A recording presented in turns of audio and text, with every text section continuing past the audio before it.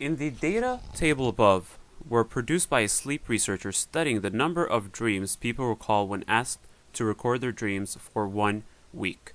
Group X consisted of 100 people who observed early bedtimes, and Group Y consisted of 100 people who observed later bedtimes. If a person is chosen at random from those who recalled at least one dream, what is the probability that the person belonged to Group Y? Alright, so this is a two-table probability. So that is what a two-table probability looks like.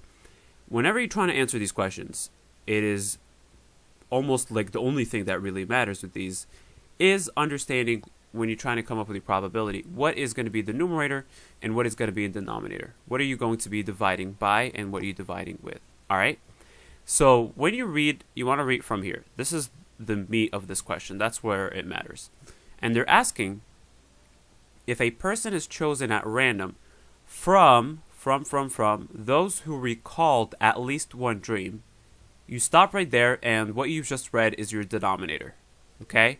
So my denominator is going to be the total number of those who recalled at least one dream. So we will go up, take a look at total number of those who recalled at least one dream. So here is people who recalled none. We don't want those.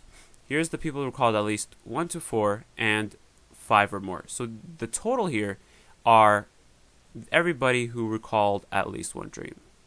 So everybody in here. So the total of this. Alright? So you're going to add 28 plus 57 plus 11 plus 68. Or you can just add 39 plus 125 since that is the total for each column. Awesome. So that is the total for our denominator, which happens to be 164. If you add all those together, you'll get 164. Alright, now let's move on to the second part of this sentence. What is the probability that the person belonged to Group Y? So in our numerator is going to be the total number of those who at least had one dream from Group Y. So let's move on up here. Right, we still don't want this column because that is the column that people had no dreams. They recalled no dreams. And we want to look in Group Y, the total of those whom had at least one dream. So this will be these guys right here. So you're going to add then 11 plus 68, okay? And that will give you a total of 79. And let me put my 79 up here. And that should look most similar to C. Look at that. We found it out all by ourselves. So again, the only thing that matters here is knowing how to read the question and convert it basically into a fraction. What is my pool? What am I dividing by?